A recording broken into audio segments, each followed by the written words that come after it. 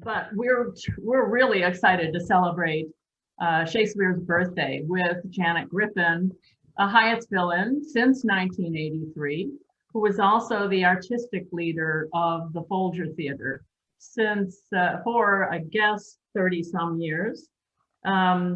And she's brought along two actors, colleagues of hers, who have performed on the Folger stage and around the country, and in theaters all over Washington. Kate Eastwood Norris and Cody Nichol, who were respectively Lady Macbeth and Macduff in the Macbeth play that we're going to see or talk about today. This program was filmed in 2008. It had producers that were the famous magician Teller and also Aaron Posner, who is a well-known name in the Washington, D.C. area, which Janet had working with her at the Folger over many plays. They will talk about the experience of staging this play, a 400-year-old play, to make it adapted to modern audiences, but they're also going to talk a little bit about the magic they brought to it, and I guess the difficulties of putting on the Scottish play. You will be seeing scenes of the play as well as having them talk, we hope. We're having a little trouble with the audio and video, but we're hoping it's going to work. We are recording this session. If you don't want to be recorded, you can darken your screen. We are muting all of your microphones while we're doing the production. And one caveat is that Zoom doesn't necessarily transfer video and audio as well as, say, a moving picture might, or a really high fidelity production. And so there may be some hesitations and some whatever with Zoom. We're really honored to have the speakers with us today. Janet was artistic leader for 30 years. She worked there over 4 decades. In her time at the theater, her creative interpretation won the theater 158 Helen Hayes nominations and 31 awards. They won also awards for 4 outstanding resident play and 2 outstanding new play awards. She's widely credited with steering the Folger on a more adventuresome course, and with creative teams like Kate and Cody to adapt Shakespeare. So we're really thrilled. Cody and Kate, as I mentioned earlier, have been very active in the Washington area, are well known, and did many productions and also won nominations and awards with Helen Hayes. And Janet will go ahead and perhaps start now and maybe give a greater introduction to her colleagues. Thank you so much, Janet. Thank you, Lisa and Carter and everyone who asked and has worked on this so far. And I invite Kate and Cody to the screen as well, because they are my dear friends and so generously answered my invitation to join me today in talking about Macbeth. I mean, I could hardly talk about Macbeth without these 2 wonderful actors who were so much part of the production. They will know that this is true, that for the last 30 years this weekend, we would have been celebrating Shakespeare's birthday with a big open house at the Folger, in which we had like 1,500, 3,000 people come and just enjoy celebrating Shakespeare. And Kate and Cody have certainly been among that crowd.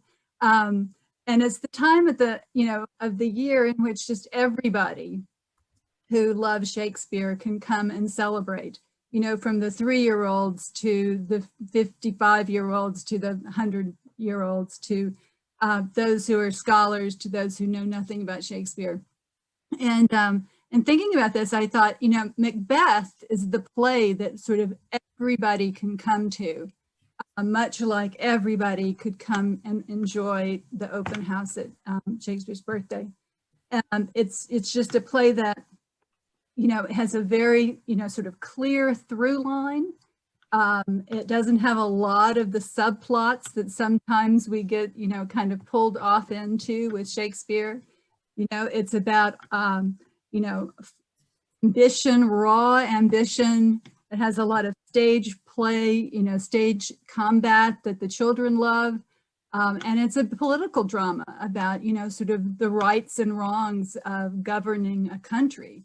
And so in the shadow of the Capitol at the Folger in Washington, D.C., I think it's a very sophisticated play as well. So as a producer, you know, Kate and Cody said, well, you know, like, what do you think about when you produce Macbeth, or when you were thinking of producing Macbeth? And, you know, you one say, well, it's the shortest of Shakespeare's plays. So that's always good. And it's also a play that, as my husband said, has a lot of quotes. You know, people already know a lot of Macbeth. You had to learn the dagger scene. You had to, you know, double, double, toil and trouble. So people can bring, you know, sort of already a feeling of, I understand what's going on in this play, which is always great. But, you know, we were so happy, and I'll talk a little bit about the birth of the production in a bit, but we were so happy to, you know, to get these two actors you're seeing on the screen into this production. You know, Kate has done, I think I counted them this morning, I think you've done 17 shows for the Folger. Yeah. You know, and for those of y'all who are listening, she's even played Hamlet twice, at the, which not many women can say. And, you know, having her as Lady Macbeth was just already, you know, such success bringing to the production. And I was reminded by Cody that this was in fact his first production at the Folger in 2008. Though I had seen Cody on the stage, I think before in Philadelphia. And then you've become, you know, sort of a wonderful part of the Folger family. And, you know, these two, in fact, after moving from playing a tragedy like Macbeth, they actually closed out our pre-pandemic production last March of 2020 in The Merry Wives of Windsor. Both of them are very comic actors as well. Kate was Mistress Quickly in that production, and Cody was Dr. Caius. And if any of you saw it, it was hysterical. Lady Macbeth, Macduff, not as hysterical, but here we have two really fine Shakespeare actors, but also actors who perform in contemporary work in Washington and around the country. And I just have to say that in 2006, I think it was Aaron Posner who brought them together. Kate was playing Olivia in Twelfth Night. Is that right? As You Like It. As You Like It. Rosalind, That seems wrong. Rosalind and Orlando, and As You Like It in Santa Cruz. Oh, okay, Rosalind and Orlando. Was where we met. In Shakespeare's Santa Cruz. That's correct. So, and then they went on to be in the Folger's outstanding resident production for 1 year, Kate and Petruchio in Taming of the Shrew. Was a balance of power that was very finely crafted. Anyway, back to Macbeth. I just think it is a play that, you know, that people can really get into. That Aaron Posner, who had already done, I think, sort of 6 or 7 productions for me before he started talking about Macbeth, you know, really was, you know, wonderful in that he had met Teller of the Silent One and the duo of Penn and Teller, who oddly had been a Latin teacher in New Jersey for part of his life before he went to Las Vegas and got onto the television set. And I think the two of them crafted such a shocking production of Macbeth, and one that was really riveting. And it was such sort of a powerful thing that we decided that that it really should be documented with a video, which is a rare occurrence. So I'm just going to turn it to Kate and Cody for just a second to weigh in on kind of how this production got put together, and you know what it was like for a minute working with Aaron and Teller on such a magic-filled Macbeth. Well, initially I was very nervous about working with Teller because he's, you know, Vegas and everything, and I'm perhaps the best audience member in the world for magic. I do not understand how they do it, and even if I see it 15 times or do the magic myself, I'm still amazed. So I was a little inhibited by him, but he ended up being very, very friendly. And if anything, as we went through the rehearsal, I was thinking he's gonna sort of negate the Shakespeare over the magic. He's not gonna worry about the lines or the context of the play. But it was the exact, not the opposite. Aaron, of course, still worried, but Teller was the person who seemed to care the most about specific words, meanings, scansion even, you know, the meter of the verse. He was very respectful of all the Shakespeare, and I found that to be wonderful. And we both share that with each other, and so I think that helped me be less intimidated. And then the magic, as we learned how to do the things, the magic that I was a part of, it was basically the glamour disappeared because we do it once, you go, okay, do it again and do it again and do it again. And so we just did it again. It was like training for some sort of sport, and it's very technically oriented.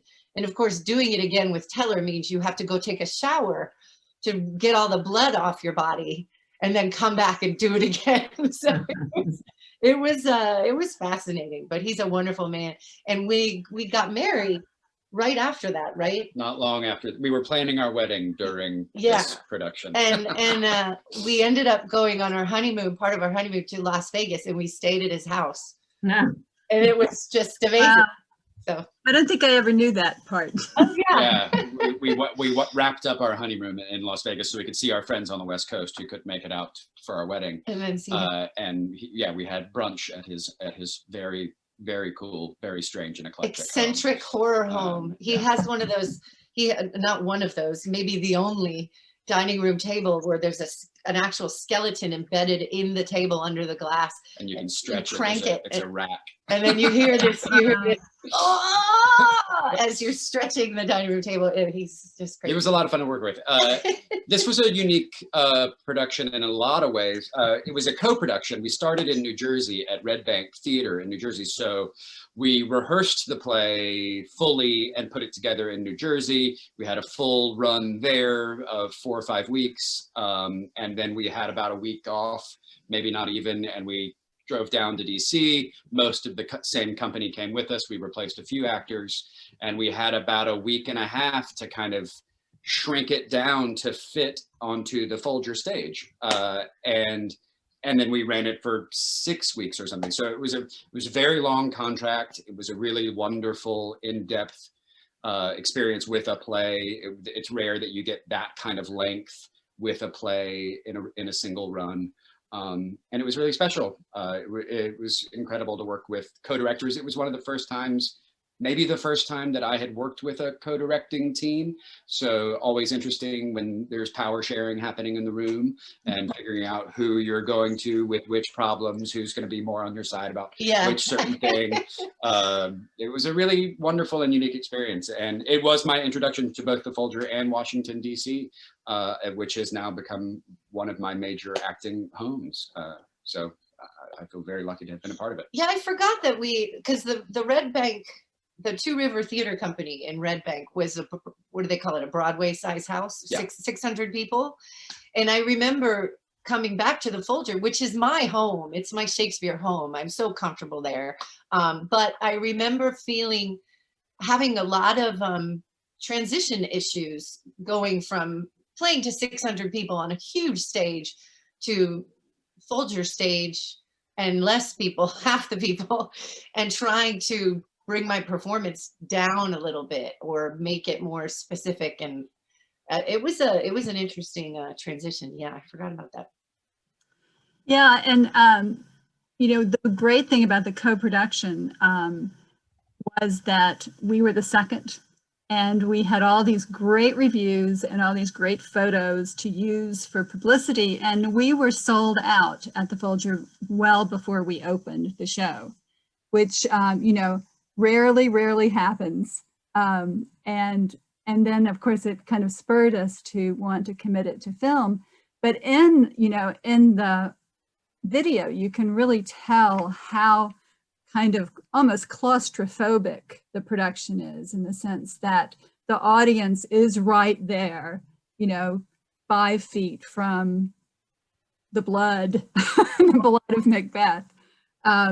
So maybe I'll just go ahead and, just keep in mind, guys, that we will have questions at the end, and you can ask these wonderful actors, the real story of the behind the scenes moments in these clips that we're going to endeavor to play.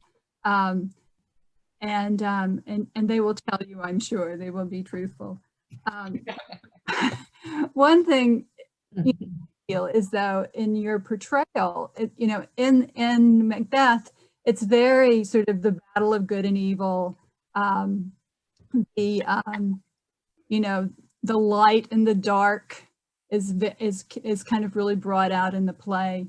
And you, as performers, have to go to the, kind of poles of emotion in the production. Lady Macbeth, which is the strongest character in the play, is really driving all of the action in terms of kind of making Macbeth do this deed and kill Duncan so he can take over Scotland. And then by the end, we know that Lady Macbeth is kind of a walking ghost and has lost her mind. So you'll see the ambitious Lady Macbeth in this particular clip that I'm going to try to share my screen. Please be patient and play for you. Just one moment.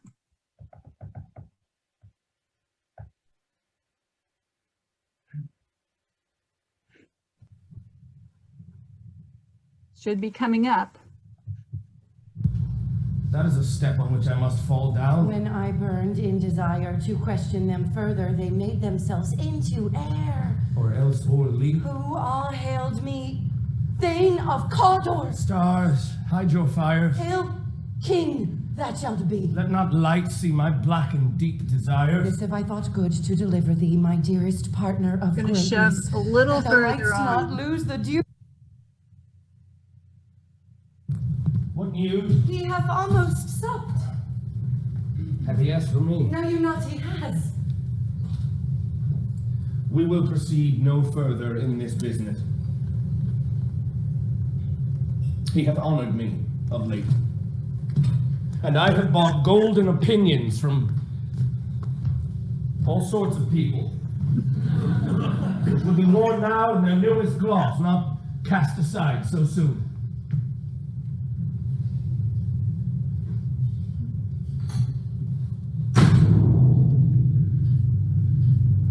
Was the hope drunk wherein you dressed yourself?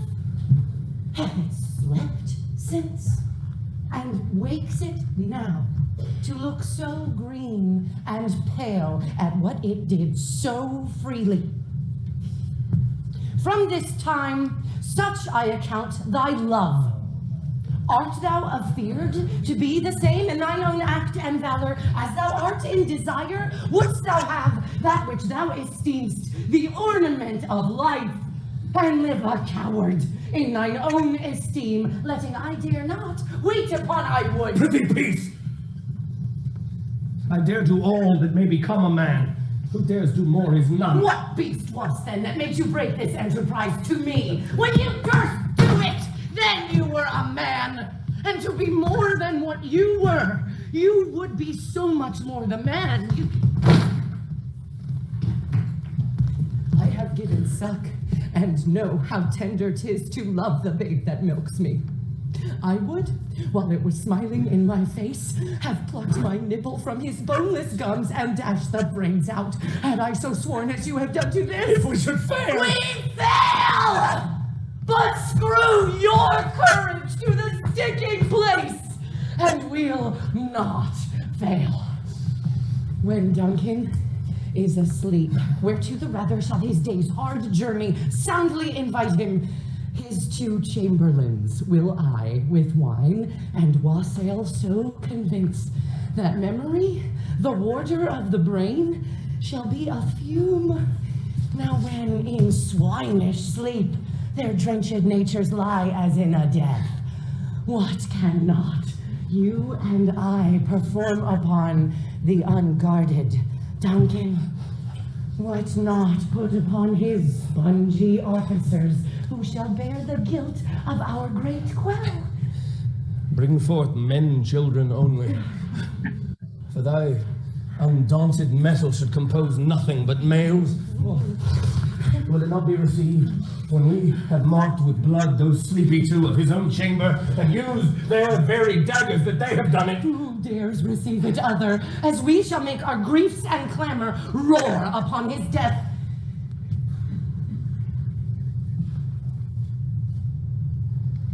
I am settled, and bend up each corporal agent to this terrible feat. Away, and mock the time with fairest show. False face must hide what the false heart doth know.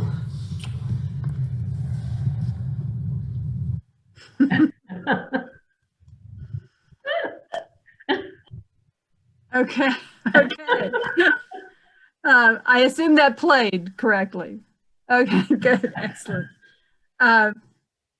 Well, you see that you wouldn't want to tangle with Lady Macbeth for sure, and Ian Merrill Peakes, the wonderful Macbeth, was no match for her ambition. You know, one of the things I always did as a producer was I would always read one particular book when I was thinking about a play, which was Marjorie Garber, Shakespeare, After All. I can recommend it to anyone who is going to see a production of any plays to read Marjorie Garber. But I hadn't realized she had said she'd likened Lady Macbeth to Iago, which I thought was really interesting in saying, you know, that she was empty inside. She had, you know, kind of no sense of good or evil. Anyway, you want to speak to that, Kate Norris? I do. That's interesting. That would be very difficult to play someone who's empty inside, because you have no motivations other than very rational, intellectual ones. We decided in this play, Aaron did want to make it more about Macbeth than Lady Macbeth. He was interested in that. He was interested in Macbeth being his own man and not just my tool, you know. And so I would, what I decided was that he deserved to be king. I loved him so much, and I thought he was so amazing that he should be king. It was like I wanted him to be the best that he could possibly be, which is something that I think is important in a marriage, that you want for your spouse is to raise them up to where you think they belong. And so over and over again, yes, some of the ambition was for my sake, so I could be queen, but most of it was because he deserved to be king. And so I had a deep love and belief in him behind absolutely everything I did for him. So the emptiness was definitely not there. And it was absolutely about trying to elevate him and lift him up. And when I saw how terribly it had gone, sometime after the banquet scene, there's this, Macbeth sort of goes off the deep end, and I'm watching it, and it's, oh, what have I done? And so I realized what I've done. So then I have the guilt of having hurt my husband almost more than the fact that I got him to kill the king. So it was all about my love for Macbeth. But I thought that was a wonderful way to play it. What I did, something else they wanted was in the beginning when she says, "Come you spirits that tend on mortal thoughts, unsex me here and does that famous speech about turn me into an evil person. They didn't want me to actually call on spirits. And I was saying, but the lines say, you mortal spirit, who am I talking to? And they're like, yourself, you're trying to psych yourself up. And that was interesting because that never worked for me. I never particularly liked that moment, but with everything else in the play, because they wanted me to love Macbeth, absolutely worked. So if I could do it again, which I will never do it again, I never want to do that play again. If I could do it again, I would love Macbeth and call on spirits and everything would be perfect. Okay. Who's to say you won't do it again? Anyway. I don't want to. Maybe we should show them a little bit of the magic of the Banquo scene, the banquet scene with Banquo, and they'll get to see, you know, sort of what this whole stage looked like, and then how Teller and Aaron handled, you know, Macbeth seeing Banquo, but no one else seeing Banquo. And I think you guys have some interesting things to say about how they directed you to be in those scenes. So again, trying to share a bit. One moment.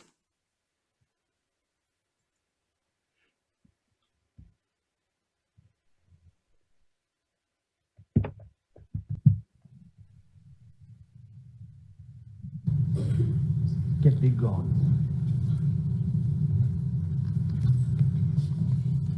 My royal lord, you do not give the cheer. Sweet remembrancer. Please, your highness, sit. Now, good digestion wait on appetite, and health on both. Health! Here, had we now our country's honor rooved, were the graced person of our Banquo present, whom I will rather challenge for unkindness than pity for mischance. His absence, sir, lays blame upon his promise. Placed your highness to grace us with your royal company? Yeah. Ah! What is it that moves your highness? Which of you have done this? What, my good lord? Thou canst not say I did it. Never shake that gory locks at me. His highness is not well. Stay, worthy friends. My lord is often thus, and hath been from his youth. No, prithee, be still. The fit is momentary. Upon a thought, he will again be well. If much you note him, you shall offend him and extend his passion. Drink and regard him not. Are you a man? Aye, and a bold one. The dare look on that was might appall the devil. Shame itself! Why do you make such faces? When all's done, you look but on a stool. Prithee, see there! Behold! Lo! I say you! Why look here, I, if thou canst nod, speak too! If charnel houses and our graves must send those that we bury back, our monuments shall be the maws of pipes! What? Quite unmanned in folly!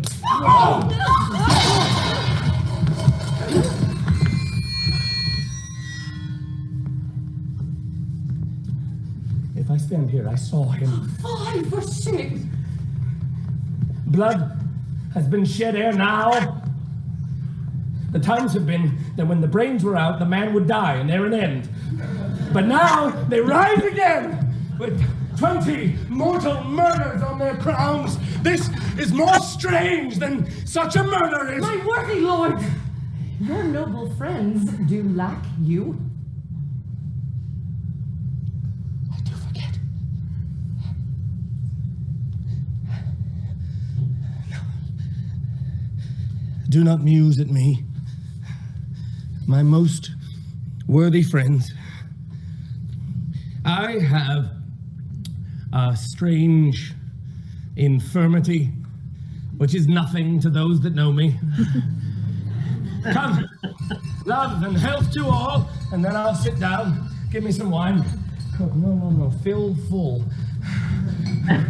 I drink to the general joy of the whole company, and to our dear friend Banquo, whom we miss.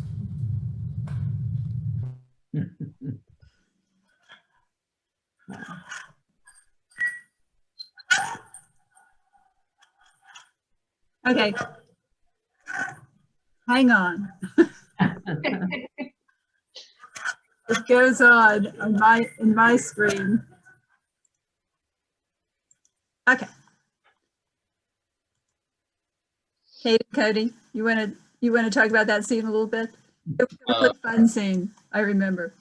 It is a great scene, and I was the only. I think I was one of the only people in the cast actually not in the scene because I couldn't be in it because I'm playing Macduff, and for whatever reason. But it meant I got to watch the scene a lot and really appreciate the kind of deft touch. I mean, it's very simple misdirection. All of that scene, all the magic in it is very simple misdirection. You think like where Janet just stopped it, and that group of people was standing in front of the throne where Banquo just was. They're about to split, and he wasn't there.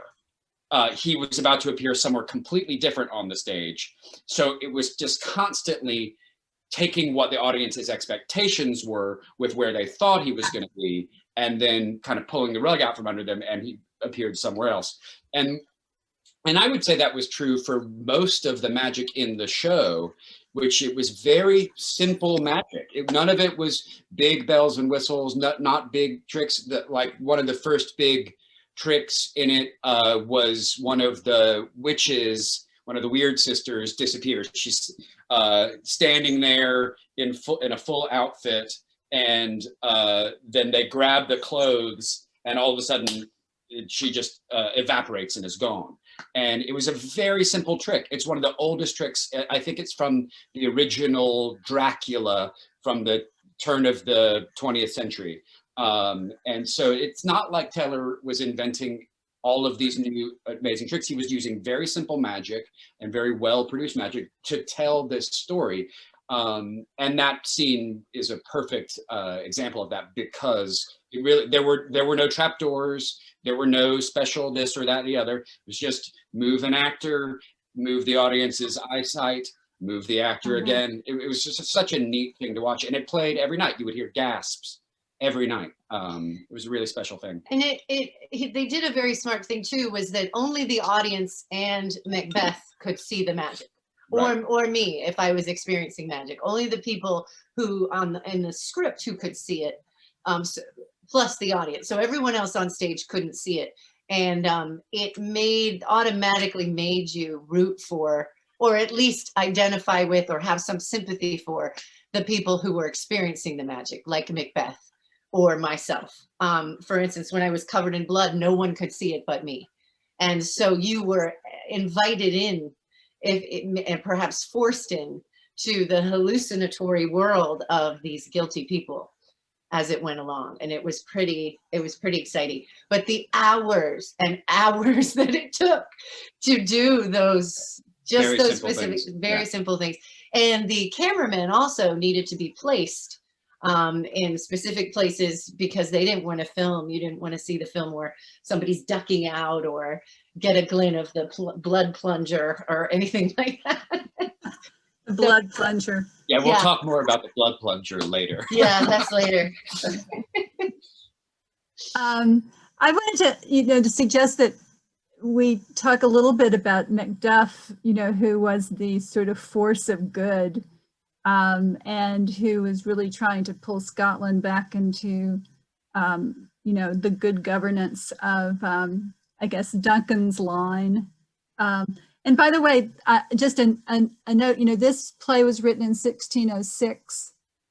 King James was on the throne. He was a descendant of Banquo, who was played there, we should say, by Paul Morella, who was a wonderful other Maryland actor.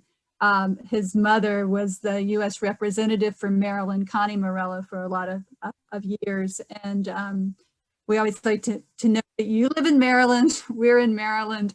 Paul Morella was a great Banquo.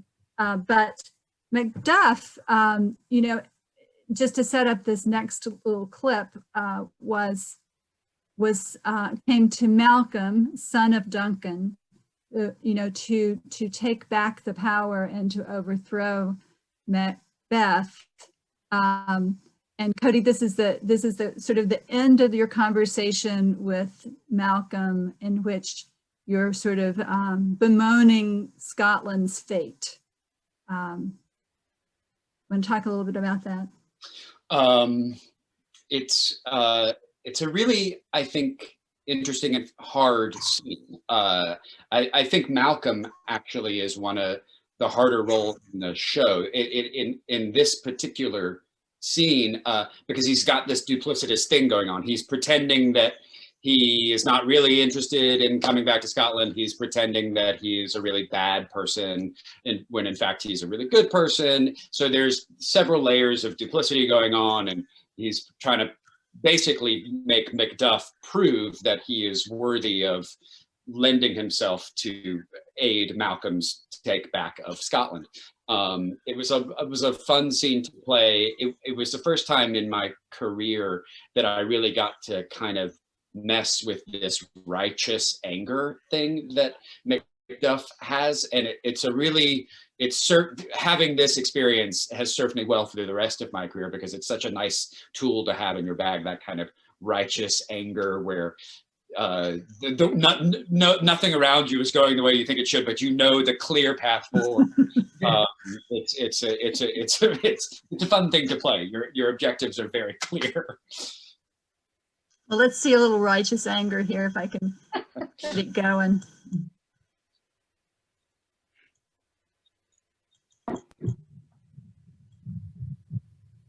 Mercy, lowliness, devotion, patience, courage, fortitude, I have no relish of them, but abound in the division of each several crime, acting it many ways. Nay, had I power, I should pour the sweet milk of concord into hell, uproar the universal peace, confound all unity on earth. Oh, Scotland. Scotland! If such a one be fit to govern, speak. I am as I have spoken. Fit to govern! No, not to live. O nation miserable, with an untitled tyrant, bloody sceptred, when shalt thou see thy wholesome days again, since that the truest issue of thy throne by his own interdiction stands accursed? These evils thou repeat'st upon thyself have banished me from Scotland. My breast, thy hope ends here. Macbeth! This noble passion, child of integrity, hath from my soul wiped the black scruples, reconciled my thoughts to thy good truth and honor. Devilish Macbeth, by many of these traps, hath sought to win me into his power, and modest wisdom plucks me from over credulous haste. But God above deal between thee and me, for even now I put myself to thy direction, and unspeak mine own detraction. Here, abjure the taints and blames I laid upon myself, for strangers to my nature. I am, as yet, unknown to woman. Never was forsworn, scarcely have coveted what was mine own, at no time broke my faith, would not betray the devil to his fellow, and delight no less in truth than life. My first false speaking was this upon myself. What I am, truly, is thine, and my poor country's to command. Such welcome and unwelcome things at once? 'Tis hard to reconcile.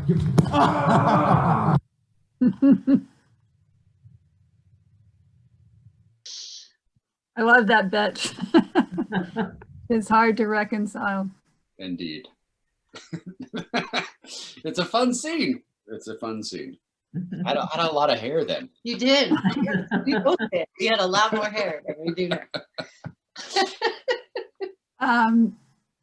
You know, I guess the other sort of political thing, you know, that was going on in that scene is, you know, I didn't play that part because it wasn't in the clip. You know, as Malcolm talks about governance and, you know, how important it is to have someone morally leading the country. And this play too was written just after the gunpowder plot. which was 1605, in which Guy Fawkes, maybe you've heard of Guy Fawkes Day, was trying to blow up the Parliament, and his plot was foiled, and he didn't succeed. But I encourage you to Google the gunpowder plot in January 6th, because people have been writing about the insurrection and the comparison between blowing up the Parliament and the storming of the Capitol. So the scene that follows right behind this one, Cody, you don't even leave the stage, is hearing about the murder of your family. And I think making the point that Macbeth and Lady Macbeth had no children. They didn't understand the milk of human kindness in that way. So I'll play a little bit of that very next moment in the play when you get the terrible news. Hoping I can find the spot. Here we go.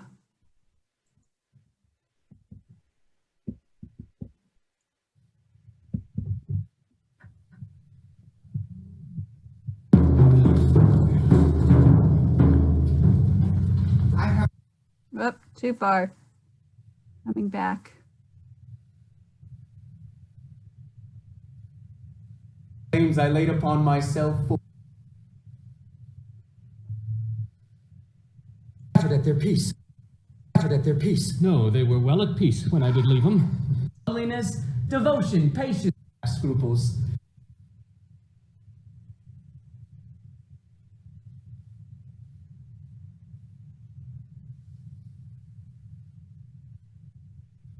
Sorrow seems a modern ecstasy, and good men's lives expire before the flowers in their caps, dying or ere they sicken. How does my wife? Why, well. And all my children? Well, too. The tyrant has not battered at their peace. No, they were well at peace when I did leave them. Be not a miser of your speech. How goes? Now is the time for help. Uri in Scotland would create soldiers, make our women fight to doff their dire distresses. Be it their comfort, we are coming thither. Gracious England hath lent us good Seward, his worthy son, and 10,000 men. Would I could answer this comfort with the like, but I have words that would be howled out in the desert air, where hearing should not catch them. What concern they? The general cause? Or is it a fee grief due to some single breast? No mind that's honest, but in it shares some woe, though the main part pertains to you alone. If it be mine, keep it not from me. Quickly, let me have it. Let not your ears despise my tongue forever, which shall possess them with the heaviest sound that ever yet they heard.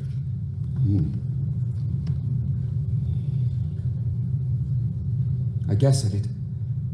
Your castle is surprised, your wife and babe savagely slaughtered. Merciful heaven.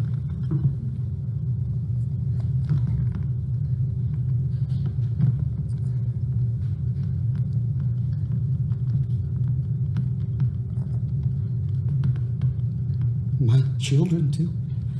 Wife, children, servants, all that could be found. And I must be from thence.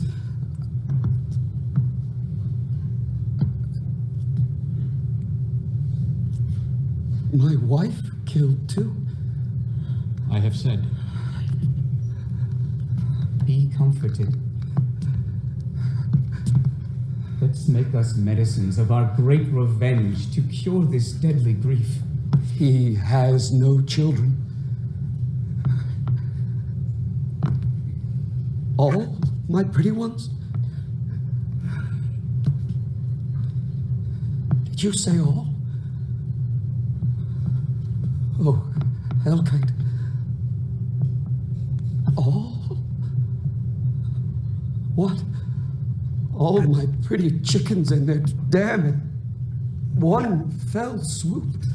Disputed, like a man. I shall do so. But I must also feel it as a man. I cannot but remember such things were.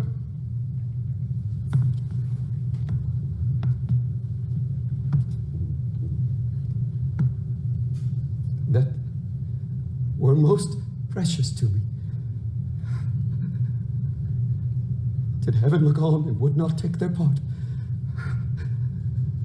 Sinful Macduff, they were all struck for thee. Heaven, arrest them now.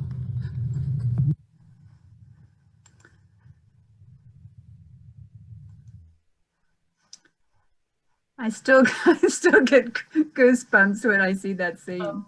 It's a great scene. It's such a well-written, I remember rehearsing it in New Jersey, just being blown away about how well-written it was, about how easy going into that exploration of what this man would have been feeling, and the text that Shakespeare gave me to work with was just so incredible. And the line that you mentioned, that pointing out that they have no children, I just am fascinated by that. That's on the tail of Malcolm saying, well, let's go get revenge. And my response is, I can never have revenge because I can't kill their children. And that's such a dark, terrible way to think. But the play is that full of that darkness, that what do people deserve? How can you hurt someone? How can you right the wrong? And, violence begetting violence, begetting violence, begetting violence, many, many, many years down the line until here we are in 1606, and there's just been the gunpowder plot trying to overthrow the descendants of Banquo. And it could be that they had children. Yes. Macbeth and Lady Macbeth, because she says, I have given suck and know what 'tis to love the babe that milks me. So there are theories that they had a child that died, which was certainly common in the day, or a miscarriage of some kind, I don't know. But to beat him to the punch would be perhaps even more frustrating. I don't know, simply by having lost our child before he had a chance to take it from us. It's it was a scene I felt very lucky to be able to play, and also one by the time that they filmed this, which is after 100+ performances or something, I was happy to hang up. It's the kind of scene you can walk away from and be like, all right, I'm good. I don't want to go there anymore. Don't have to go there every night again. Thank you very much. Absolutely, you deserved a break. Before we get to what happens to Macbeth, as if we didn't know, I thought I would play a bit of Lady Macbeth coming apart. Certainly a dramatic presentation of that. Kate's performance is amazing, and the stagecraft is amazing. So let me do that, and then we'll see the other poll of Lady Macbeth. 1 second. This. Everybody can see it? It's not very big. Not very big? Oh, it's fine. Fine. Ooh. Trying again. You see, her eyes are open. Aye, but their sense is shut.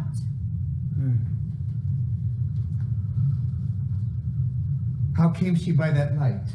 Oh, why, it stood by her. She has light by her continually. 'Tis her command. What is it she does now? Look how she rubs her hands. It is an accustomed action with her to seem thus, washing her hands. I have known her continue in this a quarter of an hour. Yet here's the spot. She speaks. I will set down what comes from her to satisfy my remembrance the more strongly. Out, damned spot. Out, I say. 1, 2. Why then, 'tis time to do it.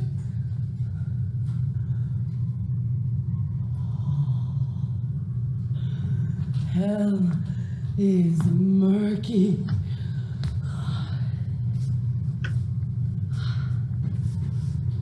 Oh, fie, my lord, I, a soldier and afeard, what need we fear, who knows it, when none can call our power to account? Yet who would have thought the old man to have so much blood in him? Did you hear that? The Thane of Fife had a wife. Where is she now? Oh, what? Will these hands never be clean? No more of that, my lord. No more of that. You mar all with distorting. Go to. You have known what you should not. She has spoke what she should not. Oh, here's the smell of blood still. God, all the perfumes of Arabia will not sweeten this little hand. What a sigh is there! The heart is sorely charged. I would not have such a heart in my bosom for the dignity of the whole body. This disease is beyond my practice. Put on your nightgown. Look not so pale. I tell you yet again, Banquo's buried. He cannot come out on his grave. Even so? Too bad! It is nothing in the gate. Come. Give me your hand.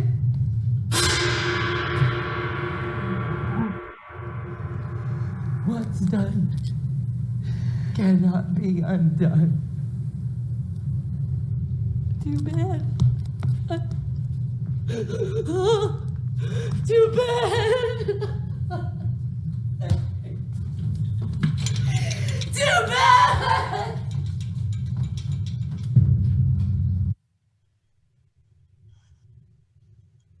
So cool. So cool. Yeah. Of course you could, What did you call it?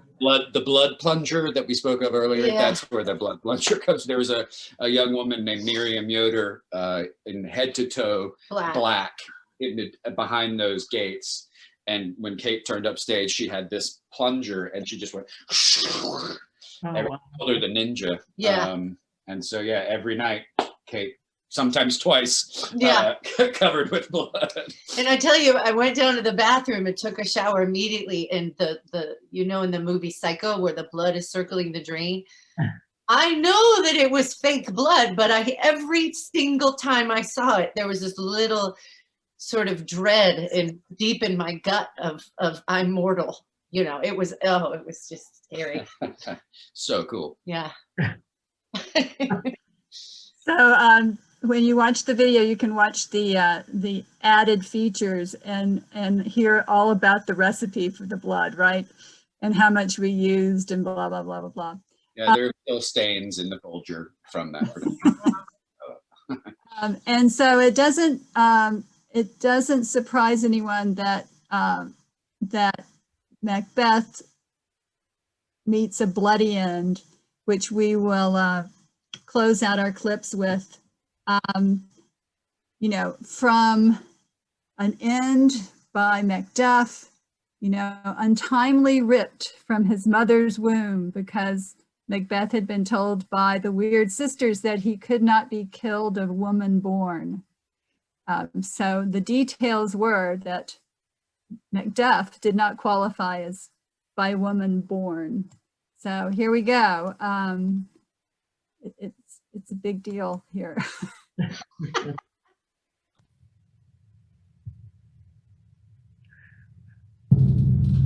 Turn! Of all men else, I have avoided thee, but get thee back. My soul is charged with too much blood of thine already. I have no words. My voice is in my sword. Thou bloodier villain in terms can give thee out.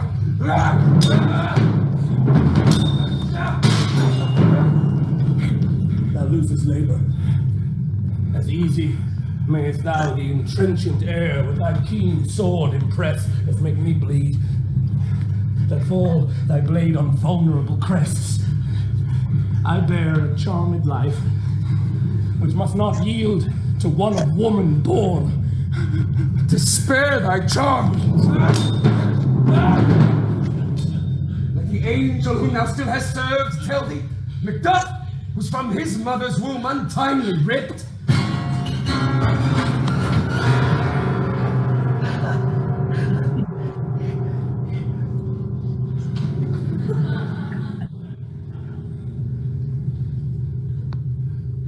Cursed be that tongue that tells me so.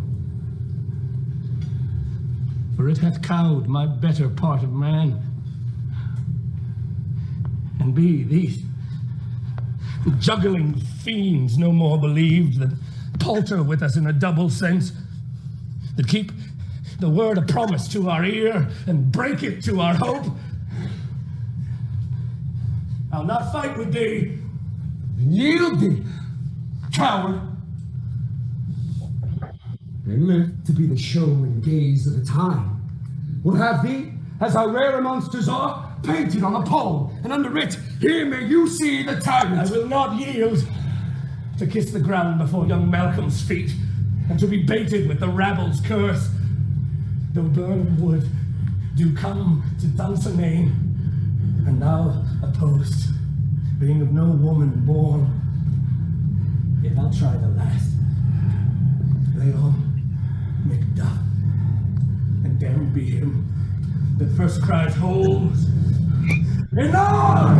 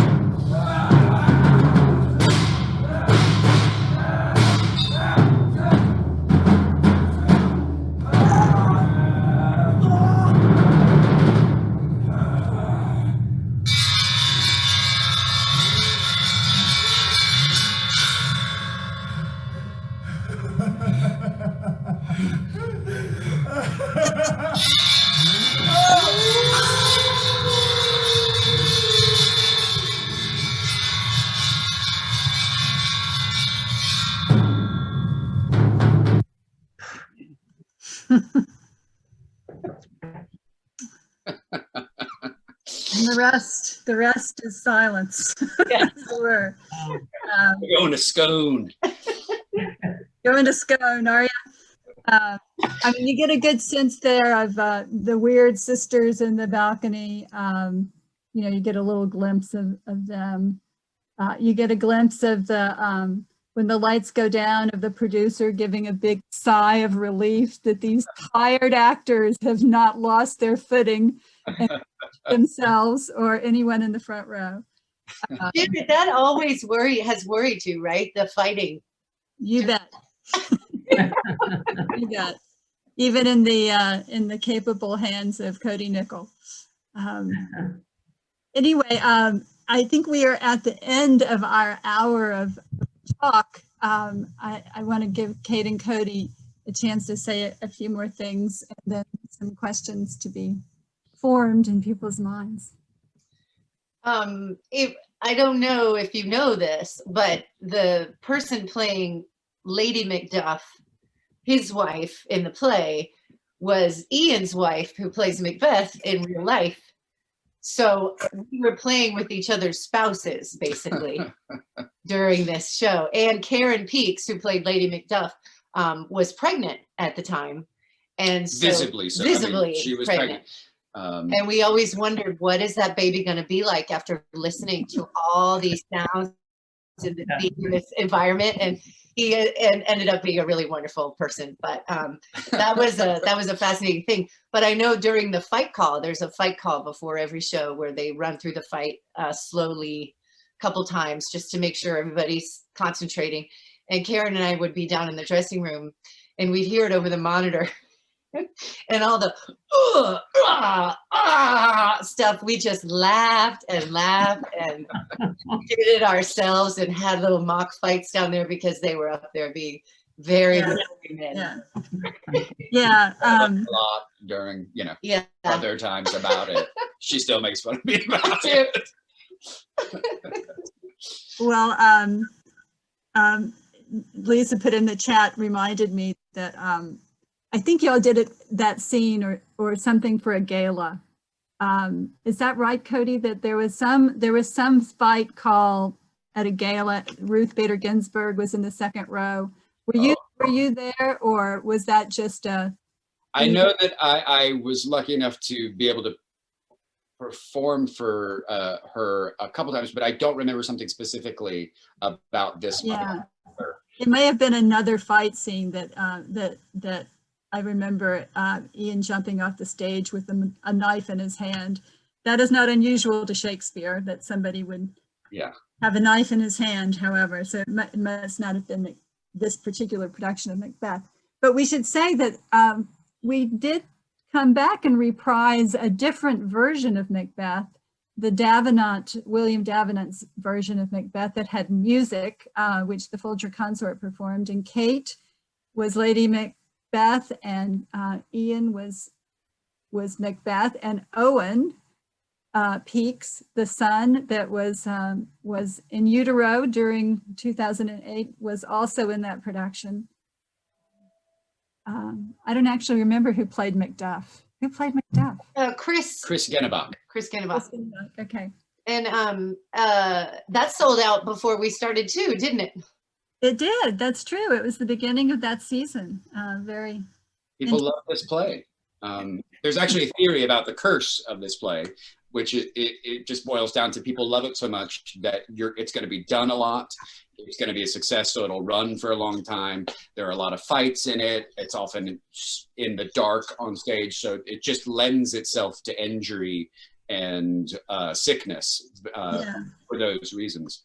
And we certainly had our share. I think the stomach flu went through the cast twice during this production. I hurt my shoulder. I hit Ian's finger pretty good one night in the sword fight.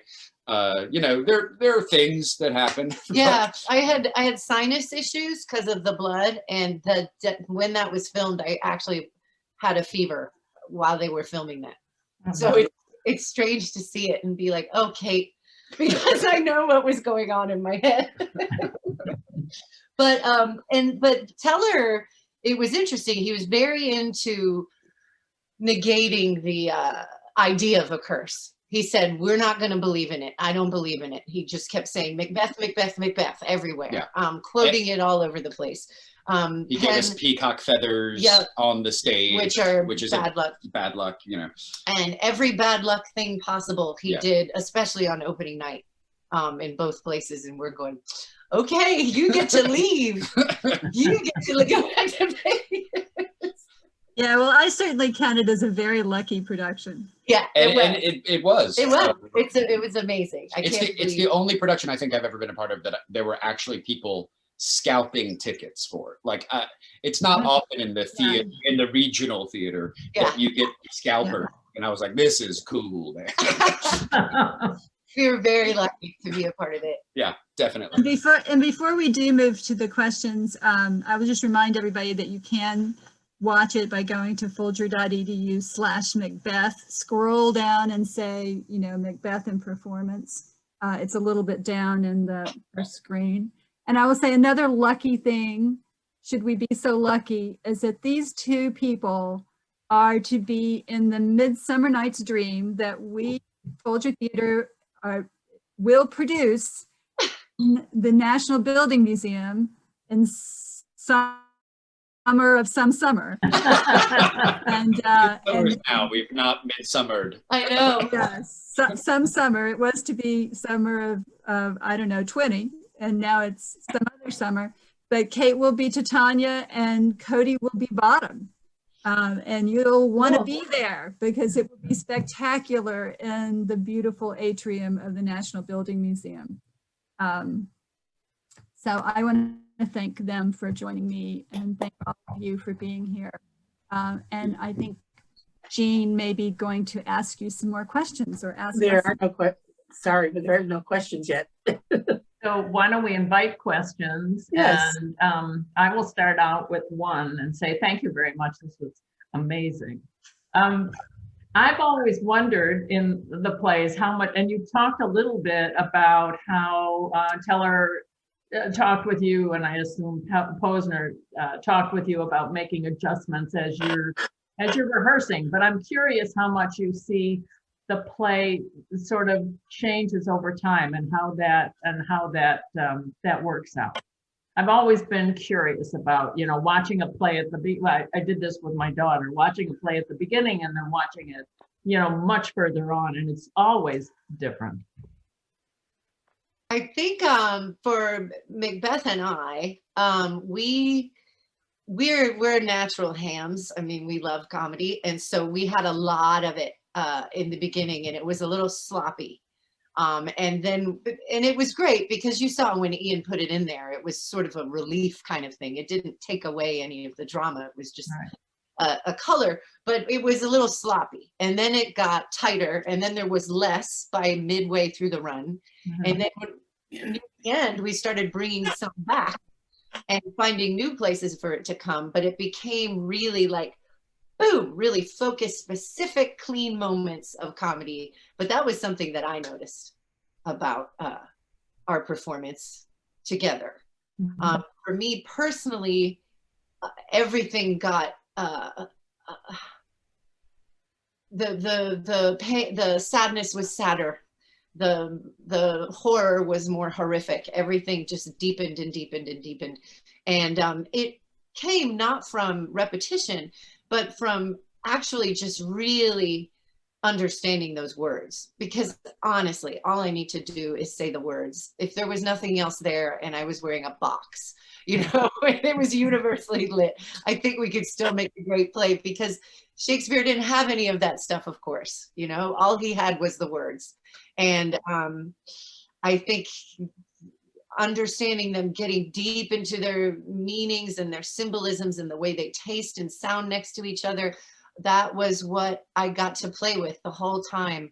And continually going back to what was not production, but just the simple text served me really well. And that changed things for me for the better, I think. Well, that's a good lead into the first couple questions we got from Carter Ross. And he says, question about costuming. It didn't look like you used any tartans with the characters. Was that a specific choice for this production or typical of Macbeth productions? It was a specific choice for this production. I would imagine tartans are probably pretty specific when productions are done that want to lean into that. Erin and the costume designer, Devin Painter. They wanted a silhouette that looked Scottish. So we had the kilts, we had the shapes, but they wanted it also then to be outfitted with stuff that was a little more modern. Aaron Posner often sets his plays in the beautiful time, I think he calls it, or no time. No time. It's a very generic time that can pull from especially Shakespeare for him, that can pull from many different eras. And lend flavors without being too specific, which I appreciate. That it's rare that I'm in a Shakespeare production that is really, really specific about a time period. I think in this they wanted a Scottish feel, but not so much, to know a Macduff plaid versus a Macbeth plaid. I went to Carnegie Mellon for undergraduate, and we are the tartans, so we're just all plaids. His mascot is a generic plaid. There you go. That sounds good. Okay, this is a question from Ann Greer. Could any or all of you talk about why Shakespeare resonates so strongly for audiences in the DC region? In the DC region. Well, I think Ann Greer should know this because she worked at the Folger herself. But, I think the fact that the largest Shakespeare collection in the world is there, a block from the Capitol, and, the fact that the Shakespeare Theater started at the Folger and was hugely successful and moved to larger spaces downtown, and we've kept going, I think is a big deal. And I also think that because Shakespeare's plays are so political, are sort of important to the history of the humanities, or speak to so many issues in our lives. I think that's another reason, it seems very right for Washington. That would be my answer. I have found that DC DMV in general, audiences are very, very smart. Having worked all over the country, and not just specifically the Shakespeare audiences, but audiences kind of across the board.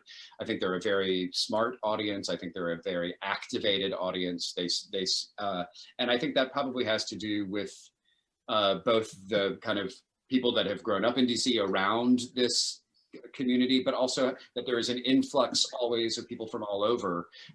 So it is a, not a homogenous town.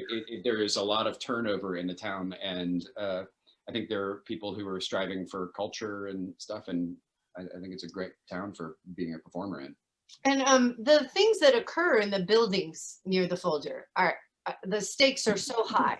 You know, the things that are decided 2 blocks from where the Folger is are things that reverberate through the entire country and across the world sometimes. You know, the stakes are very, very high. And I think Shakespeare's plays are a lot like that. The stakes are very high in the play. And you often have characters who represent the country. You know, Hamlet is Denmark. And Hamlet is not well, and something is rotten in the state of Denmark, you know, and all these kings are metaphoric for their country, and leaders and all sorts of things. I think the plays are about high stakes decisions, and they're very personal and human, but they also can spread politically and socially and globally. And so they're sort of a perfect pairing to me. Oh, okay. Oh, no, the questions are popping in now. Okay, one second. Let's see here. Jeff Myers asks, did you look at other productions before doing yours? The first Shakespeare I ever saw was Throne of Blood. Oh, yeah. I've never even heard of that. It's a good one. That's the Orson Welles one? No, is that right? Orson Welles? I think Isn't it the Kurosawa? Oh, Kurosawa. Wow. Wow. Oh, wow. Yeah. We did. Netflix. Go on Netflix. Kate and I watch a couple productions, and I don't like to have pre-existing ideas when I head into a rehearsal. So when I'm doing a show that maybe has been filmed or whatever, I don't tend to watch it. But we did for this one. We watched the Ian McKellen and Judi Dench one. Oh. We watched the what's the Sharon Tate's husband? Roman Polanski. Roman Polanski. Polanski, which is amazing. It is amazing, and to think, and it was filmed right after the Sharon Tate thing happened. I mean, it's horrific and terrible. Yeah, so we watched some before this. I remember we were at the beach. We were at and I don't tend to do that, but it was useful for this. It was not. I shouldn't have done it. When you play an iconic role, everybody is going to come with Lady Macbeth. You know, and they have an idea of who it is. And in Shakespeare, people of a certain age, if whoever I am, they're like, oh, let me think, Elizabeth Taylor. Are you going to do it like Elizabeth Taylor? You know, and I am nothing like Elizabeth Taylor. And so the need to be what is in people's minds, I always have to work really hard to get rid of that, let that go, and get it out of my own head. But I did have a mentor, Shakespeare professor, who told me, oh, you heard about Lady Macbeth? He goes, you have to see Judi Dench. You have to see Judi Dench. So I was like, okay, I love Judi Dench. I'll see Judi Dench. And she did something my director was not at all interested in. So even if I loved what Judi did and could replicate it in some way, we weren't going to put it in the show. So it's always in my head, though, that it's like, this isn't Judi. You know that, don't you? So I try not to watch them. I try not to watch them before I do the show. All right, the next question, which kind of relates to that a little bit, it's directed at Kate. Would you repeat or elaborate on the only thing she would change, in quotes, if she were to do it again? But we know she will never do it again. Right. You would do the Judi Dench role, right? I would do the Judi Dench. I don't know what I do now. I mean, it was so long ago when it But was you what, said- 15 years ago. But she's specifically talking about. You're right. I would call on the spirits. I would, it was funny, the Davenant's Macbeth that we did, the restoration Macbeth, very much Lady Macbeth was calling on spirits. And I just found the language, I wasn't fighting the language. I would get into that. I would use that energy and that terror and that idea of having supernatural help to move me and give me strength. And I would apply it with my love for Macbeth. And I think that Lady Macbeth would be unstoppable. Maybe the play would turn out differently. But that was the thing that I would, perhaps the one thing I would change would be to allow the supernatural to be part of my life. Lady Macbeth's life. So that was what I hope that clears it up. A few compliments, fabulous presentation, magical, amazing acting. Thank you to all of you. Okay, next question. Did Aaron Posner and Teller come to the play with ideas about how to do it? I would hope so. Very much. I think that this was a long journey for them, kind of putting together. I mean, I knew of it at least a year before we actually went into production. They were talking about it, and Janet can probably speak even more to that. But yes, they were. I mean, you can't show the magic stuff, especially. You can't show up day one without a very clear idea of what these tricks were going to be, because they had to be built very early so we could have them in rehearsal, so that we could be manipulated. And when I say we, I mean not me at all, because I didn't get to do any magic. I didn't get to work with Teller hardly at all, which was really. You had righteous anger. I had righteous anger and a sword, so it was enough.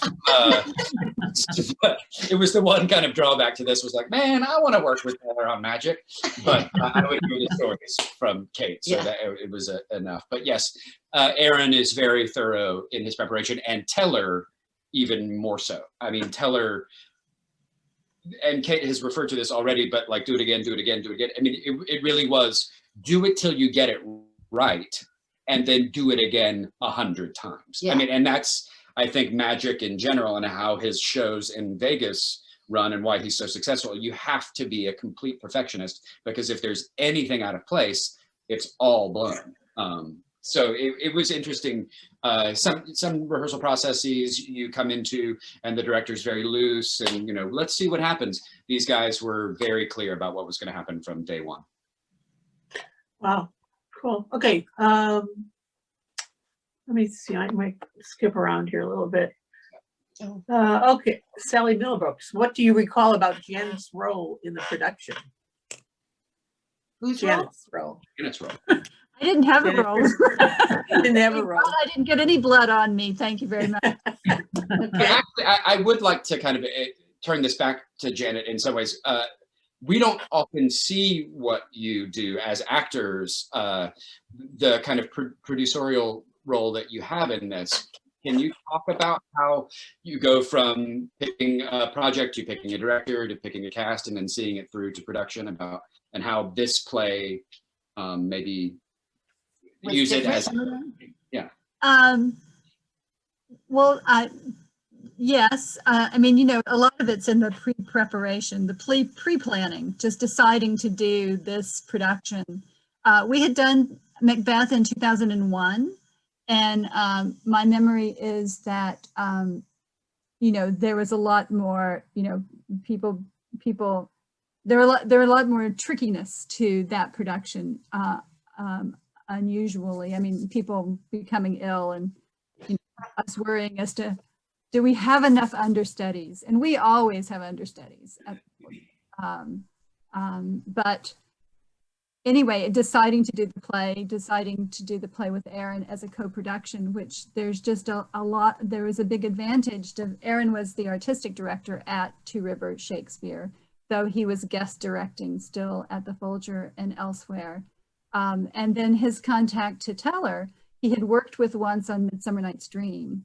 And they had met back in the 90s when I think Teller came to see one of Aaron's shows at the Arden Theater in Philadelphia, which Aaron helped found.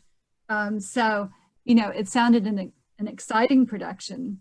And being able to collaborate just meant that, you know, one set of costumes, or 1.5, given we were casting both together and separately. And then being able to, you know, amortize the cost of the set, et cetera, over 2 productions, over a longer run in 2 different cities was really a good idea, I thought. And the set design, I wanted to say, was designed by Dan Conway, who's at the University of Maryland, College Park.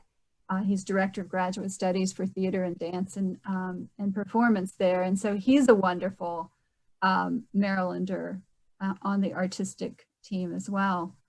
But, you know, it's a collaboration. I've always been involved in the casting, though, you know, I lean on the artistic sense of the director in terms of who the director thinks will bring the right performance to the production. I often disagreed with Aaron Posner, and certainly not on anybody on the screen. But yeah, no, it's, you know, my role is much more, you know, determining the financial underpinnings of a production and making sure it runs once it hits the stage. And making sure. We have an interesting, oh, sorry. Go ahead, sorry. That's all. That's all, okay, sorry. We have an interesting comment from Mary Cummins, who says, I was once levitated by Penn and Teller, and I can't even tell you how they did it. Cool. That is cool. Great. Let's see here, what else? Okay, here's a question for each of you. What is your favorite Shakespeare play or role? Both to view and to perform or produce. Both to view? To see To or see. be in. Or to be. Both to view, yeah, sorry, to see or to, no. You go.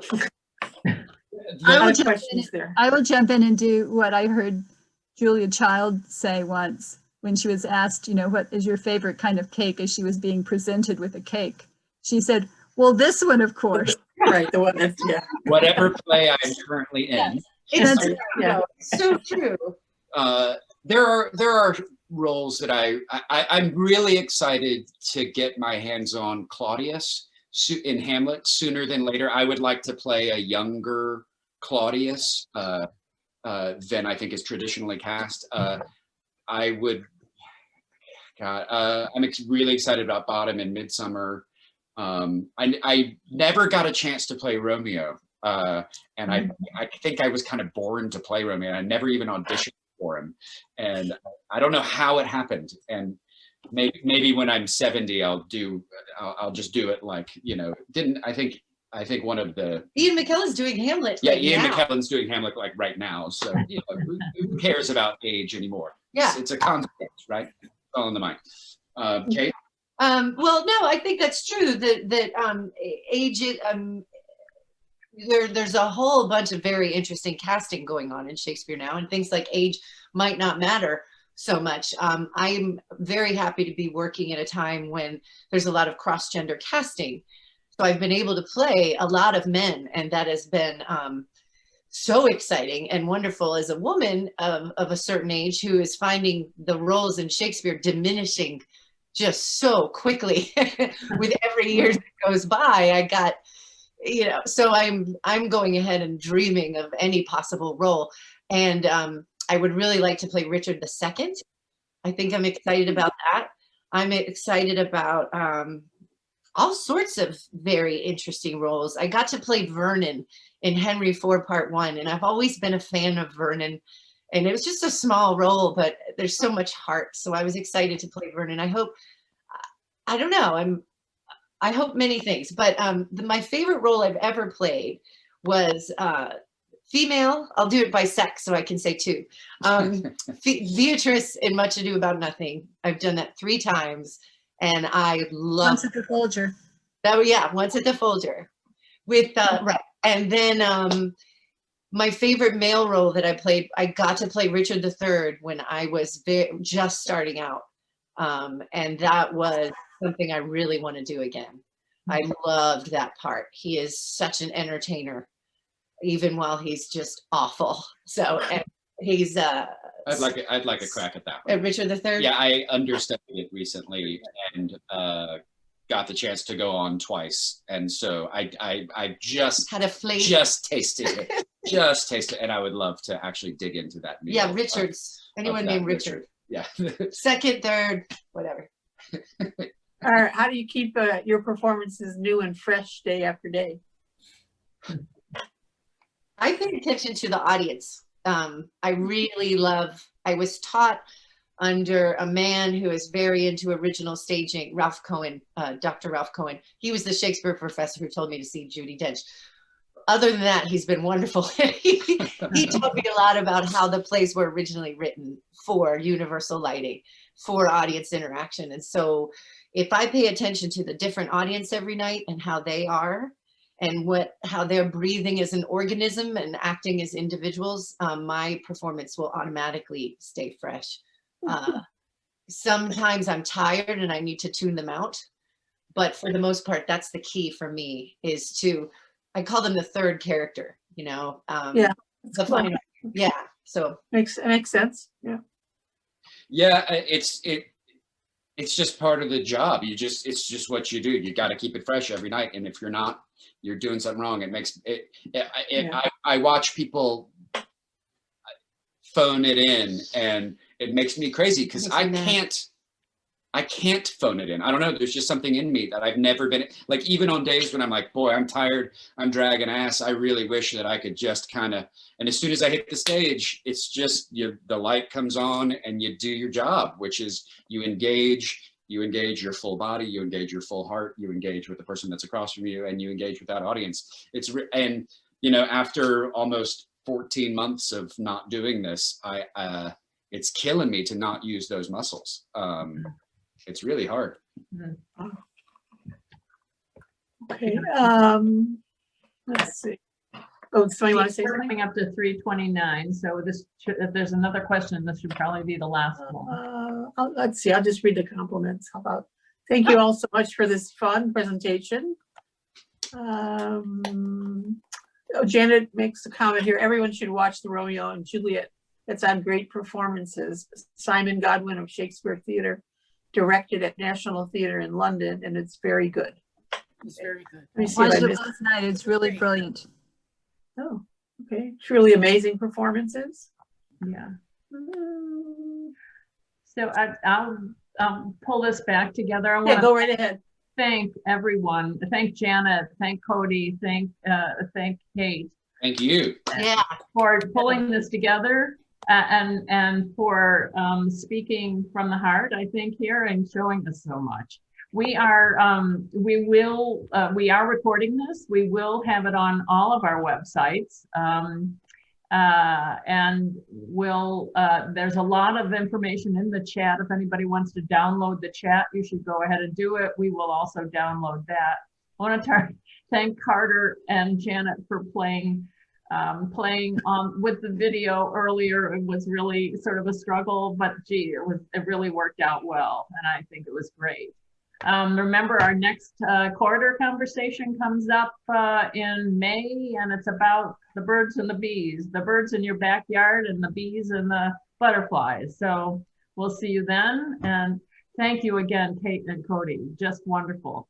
Yeah, thank you guys. Thank you for coming. Anytime. You, Jen. Thank you. Thank you.